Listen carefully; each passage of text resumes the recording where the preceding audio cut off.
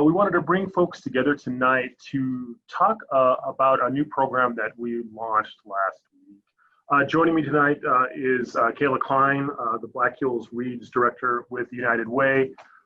She has been well connected to the child care community over the last couple of years. And so I wanted to bring Kayla on tonight to bring up some of the questions we've been getting about the program. We also want to make sure folks are more aware of the program. We've gotten some applications already since last week. But we really want to make sure that folks are aware of the program, especially in the childcare community, because we know how hard it is for parents to get back to school now with COVID and social distancing, and some of these providers have had to close. And so we wanted to make sure folks are aware of our childcare loan program. So we wanted to bring Kayla on tonight, talk a little bit about the program and see sort of some of the questions that Kayla's receiving, as well as some of the questions we're getting about the program. And just spend about a half hour talking about our Elevate Child Care Loan Program. Kayla, welcome to this event, and I appreciate you being here tonight, taking time out of your busy schedule. Yeah, thanks for having me, Tom. I appreciate you guys putting this together for us. So Kayla, with that, I can tell you some of the questions we've been getting, but I'm curious, what are you hearing about the program? What are some of the child care providers saying? What are some of the questions you're getting? And I'd love to just kind of hear general thoughts about it. Yeah, I think there's a few kind of primary questions that seem to be floating to the top when providers reach out to me.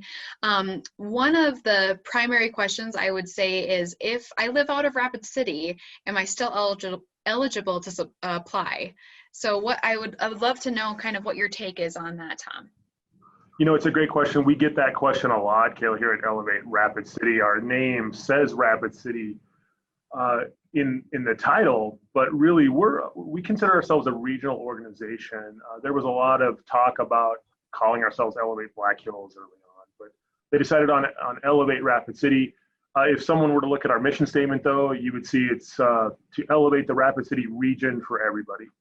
And so we take that regional approach, and there's a reason for it. We know that a lot of folks that come to Rapid City to shop, they drop down their money and shop on retail and restaurants, and they go to the bars, and they go to see their doctors here, and they're supporting our local economy and generating taxes. So we know that part of our responsibility is to make sure that we help the region grow.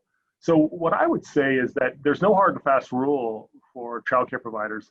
I would say the general rule of thumb I would say is, if you're within the trade area of Rapid City, that's a pretty big definition. The MSA, the Census Bureau, defines it as 150,000 people.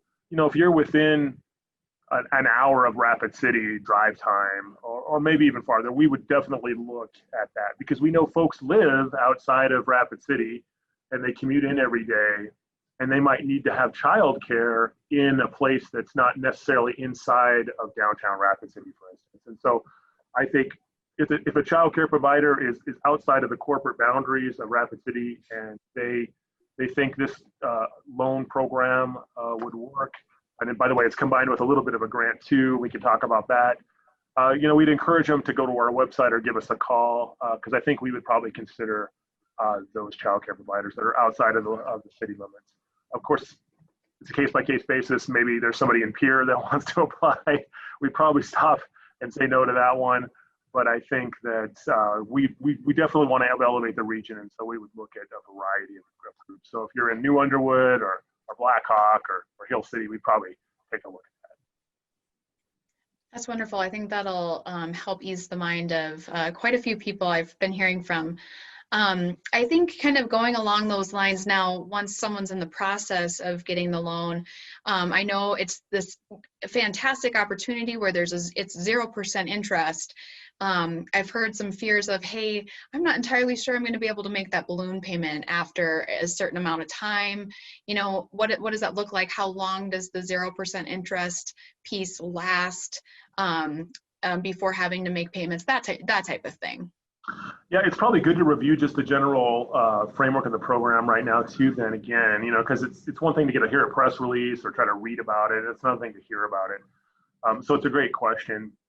We wanted the program to be similar to what we did early on during the COVID crisis, when we did our emergency bridge loan program for businesses, but this one for childcare. So what we did is we said, okay, we don't want to hurt the business in a time like this, and we want to make sure that they can get through this and use these dollars to help them. So the maximum award is $12,500. The grant piece is $500. So when you apply for this, you can apply it from $0 to $12,500.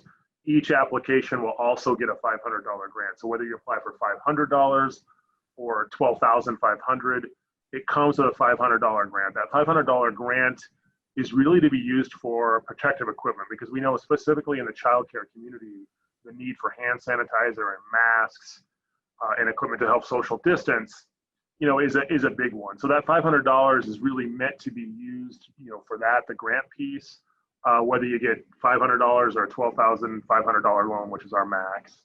And so we also wanted to make sure that there was a long period of time before repayment in any way. So we basically made it a 6-month program in which it's 0% interest, and you can defer that interest and principal for the entire 6 months. And then after the 6 months is over, theoretically, there would be a balloon payment coming due. So let's say, for instance, you applied for a $5,000 loan to get up and going. Maybe you closed because of the crisis and you want to reopen, you want the $5,000 loan. It would come with a $500 grant. That $500 would have 0% interest, and it would be all the way deferred for 6 months. So that $5,000 would not come due for 6 months. Theoretically, there's a balloon payment at the end of that 6 months where we would say, okay, now that you're through the crisis, you're up and going, I'll go ahead and pay that $5,000 back in one lump sum. But the good news about Elevate and this program, Kayla, is that we want to work with these providers. So what we would likely do at that 6-month period is say, okay, XYZ provider, hey, the loan was due on this date for 6 months, everything was deferred. Can you make that payment? Do you want to make that payment? And if they can't, or they can't make it all, what we would do is we'd say, okay, let's term this out. Let's structure this $5,000 in this case in a way that's something that you can pay back. So we might say something like, okay, well, let's just term that out over 36 months or a 3-year term on that 5,000, and the interest rate will be, very low. So not quite zero, but 3% or prime or something like that. Again, the idea is to make sure that those payments, even after the balloon, that we work with the provider, and number two, that we make sure that those payments are something that they can afford down the road. Because the goal of the program, of course, is not to make a bunch of money for Elevate. It's not to hurt the providers at all. It's to get those providers through this time, basically these 2 semesters as we're going, to make sure that these providers can get up and going, that they can be safe, that they can get parents the child care that they need, and to make sure that they continue to operate as a business and thrive in the community, hopefully after COVID is over. So the goal is absolutely to make sure that the provider community is growing and thriving, and mostly during this time of need, that they're getting the help they need. That's great, Tom. Thanks. I think you pretty much in that summary answered a lot of the questions that I've been hearing. There was one other question I thought I'd ask, and then I actually have a response in regards to what United Way and some other funders can provide in the Black Hills too. But I did have someone ask, can I apply just for the grant portion outside of the loan portion?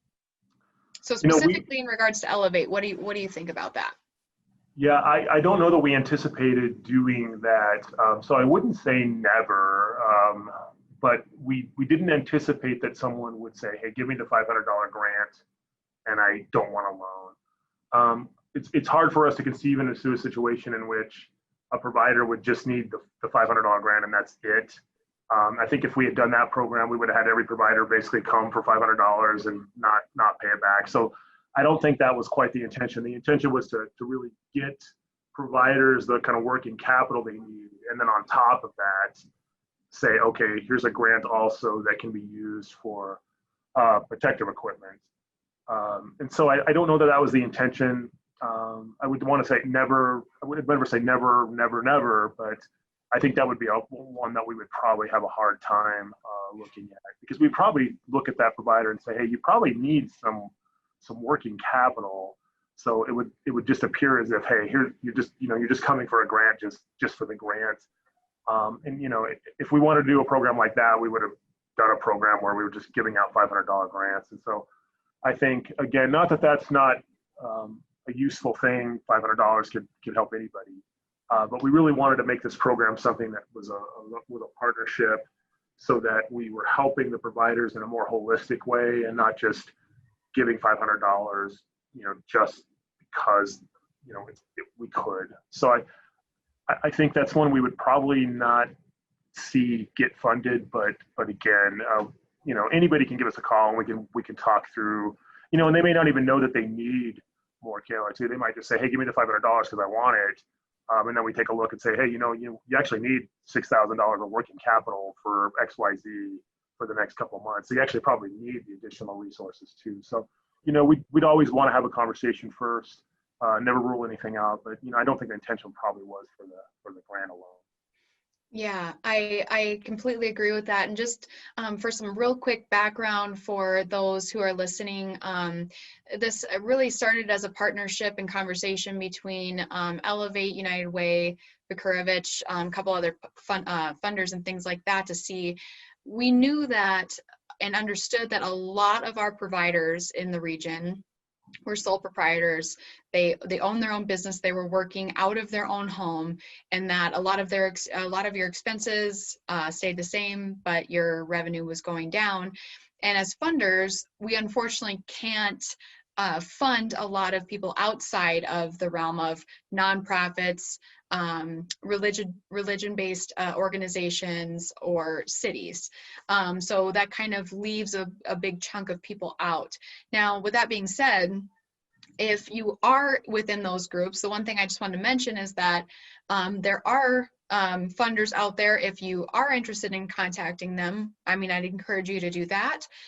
United Way, Vikurovich, South Dakota Community Foundation, Black Hills Area Community Foundation, we all play a different role, of course, but it doesn't hurt to just reach out and ask questions. Whereas this wonderful opportunity through Elevate hopefully meets that group of people where they just unfortunately don't fall within the guidelines of who our funders can serve in the Black Hills. So that's this has been a great opportunity for those individuals. And of course, if you have any questions, I do want to remind people that there is the Elevate landing page for this loan at elevaterapidcity.com/childcare. And so many of these questions can be answered through that, and you can read through it. Contact Elevate if you have any questions about it. But I did want to, I think that's all of the questions I had gotten prior to this call, but as I know, I think we're streaming live on Facebook, so I was just wondering if, I don't know, Tom, if you see any questions coming up from individuals from Facebook. Yeah, we saw one question. One question we did have was about startups, and I have got this question before. If you go to the application on our website, you'll see a section where it talks about, how many years have you been in business? How many employees do you have? Are you bonded? What's your revenue history, stuff like that. Although we put those in there to help us evaluate the childcare loans, it's not a requirement. So if you are starting up, you are eligible to also take a look at this. We put those in there again to help us evaluate the applications, but we have had some startups who are thinking about doing childcare reach out to us, Kayla, and ask us, could a startup also apply? And the answer is yes. These are unsecured loans. We do require a personal guarantee, but they are unsecured. And so, again, we know that right now, as you indicated, there are going to be a whole subset of providers that may not have had the ability to get funding through the CARES process or other funding mechanisms. They may not get funding in the future, depending on what happens with additional resources through the feds. or through the governor's office. And so we know there'll be a lot of providers that possibly fall through the cracks, especially the unregistered providers in the Black Hills and Rapid City. And so we wanted to make sure there was a program like this to help them. So, I mean, I think the takeaways are go to the website, take a look. If you have any questions, give us a call. We definitely want to work with providers and try to find a way to help them, because we know there's got to be dozens and dozens of providers that may not have heard about the program or may not even be able to watch this. So we're trying to get the word out to them. We know that they're probably struggling. We know that they're continuing to have to social distance, which cuts some of their numbers in half. We know that their revenues are probably not where they want to be. So we know that this kind of working capital for the next 6 months is something that is needed. We've had several providers reach out. We've made several loans already. So we're excited to try to continue to make sure we get the provider community what they need, which we think is working capital. We did get another question too around the grant. I talked about the grant being used for protective equipment.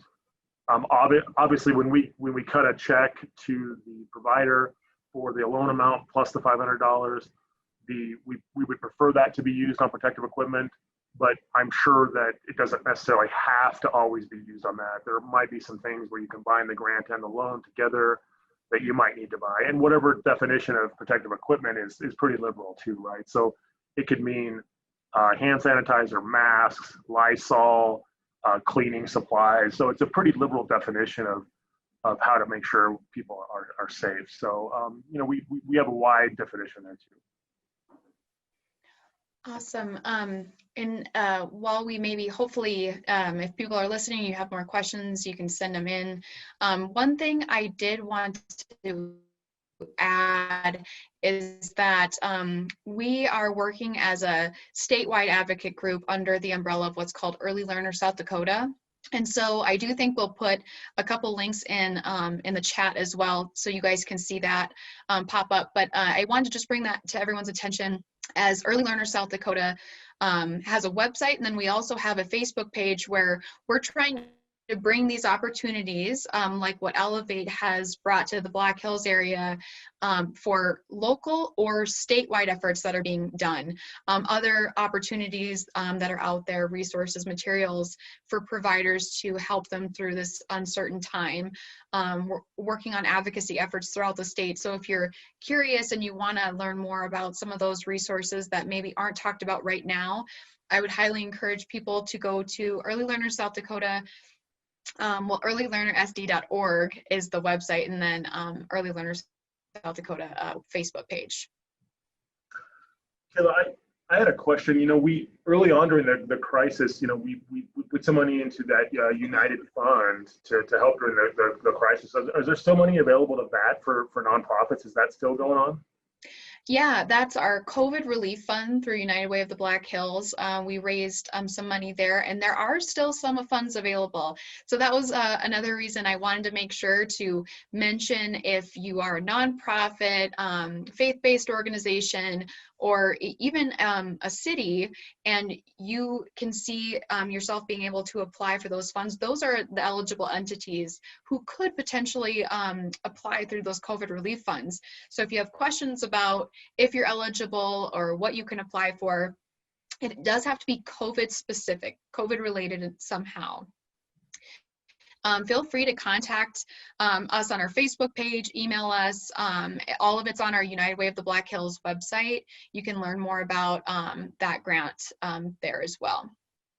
Yeah, thanks. I was curious about that. I think it's important that even though we're talking about this loan fund tonight and how we can help the child care providers through the loan fund, there's so many more resources. And I think that's another thing I would add is if you contact Elevate, there's a lot of resources. We just launched also this week our EPIC program, which is really about getting business intelligence to entrepreneurs. And so we spend dollars each year on proprietary databases and big data so that when an entrepreneur comes to us and asks us a question, we can solve it. So for instance, in the childcare provider community, we can run data on trends in the childcare community. We can look at a sample financial statement to tell a childcare provider what their financial statements should probably look like, benchmarked against other childcare providers.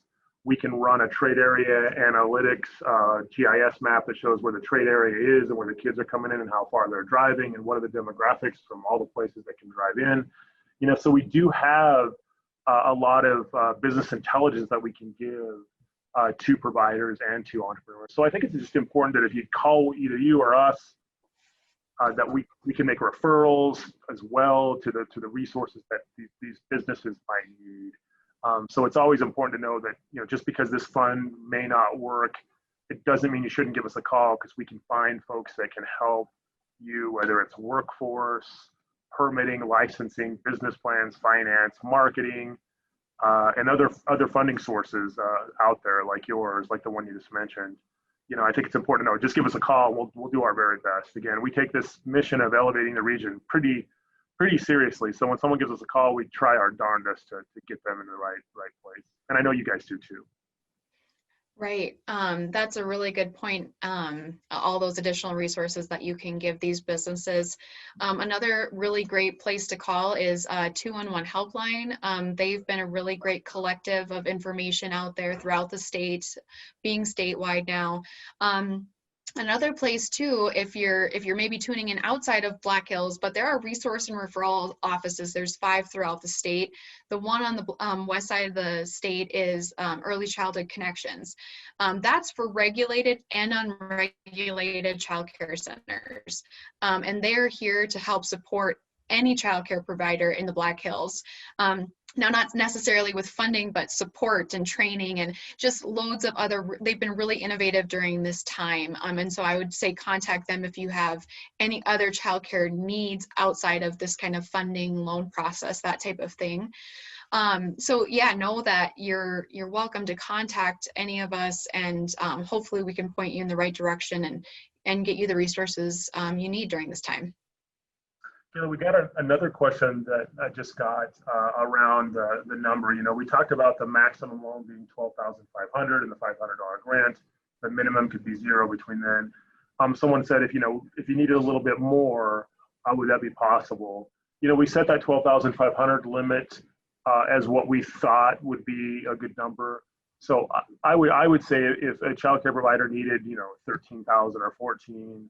We'd want to talk to them and see if that's the case, and probably work with them too.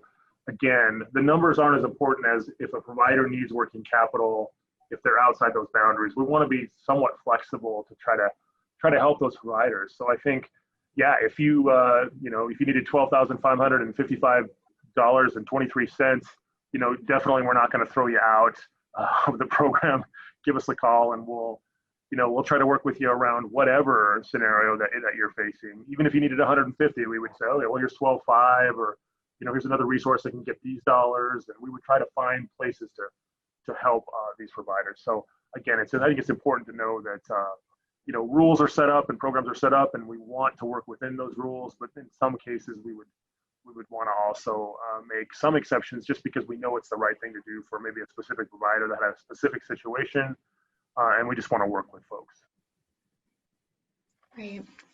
And as a reminder too, if you're a regulated provider through DSS, there are CARES dollars coming into the state. And I sent an email. I have not gotten the response back for this yet, but if you're unregulated and you do decide to become licensed through DSS, you may be eligible to receive those CARES dollars as well. So that is another avenue or a choice for some providers who maybe are not currently regulated, who are needing some additional help. So it's always worth a look. Yeah, that's a great point, Kayla. I know sometimes taking out a loan seems scary and you've got to pay it back. And so there are other resources out there. But I would make this point, if you're thinking about this loan program and you're on the edge and you think your childcare businesses may not make it because of COVID, and these dollars could help you, again, please contact us. We've got this 6-month period. We'll work up at 0%, and then we'll also work towards the end of that. Again, we're trying to help the community during this time of need. And, we hope it goes away soon, but we want to plan for what happens in this semester if it doesn't, and the childcare community continues to face some of these headwinds. So again, just give us a call. And with that, Kayla, I don't see any other questions at the moment. Do you have any questions that you're wanting to ask and get done before we get out of here? I don't think so, but I think I just want to reiterate, thank you so much to Elevate for bringing this opportunity to childcare providers. We hear all of the time how much of a struggle this is. It's a struggle for a lot of people for a lot of different reasons, but our providers especially, it was tough in South Dakota pre-COVID, and it's gotten a lot tougher. So I just want to say thank you so much to Elevate Rapid City for making this an opportunity to the providers in our area. And Kayla, also thanks to United Way, thanks to the Vacurbis Foundation, our partners in this. United Way is putting some of these dollars up into this fund for the grant piece. So I have to say thanks to Jamie and her team. To thanks also to the Vacurbis Foundation. They put some dollars into this, and Alan Solano and his group over there. I almost made it through a half hour without thanking Jamie or Alan, and I'm glad that I was reminded to do that. I probably would have been slapped, or I should slap myself for not doing that. But yeah, we really appreciate our partnership with you all. And again, working through this program. And, on the other side of this, we'll continue to find ways to help the provider community after this program's over, work with you, partner with you. And again, we continue to encourage the community, whether you're a childcare provider or not, to call if you have any questions. So with that, Kayla, have a wonderful evening, and we will see you down the trail. Thanks. You too, Tom. All right. Take care.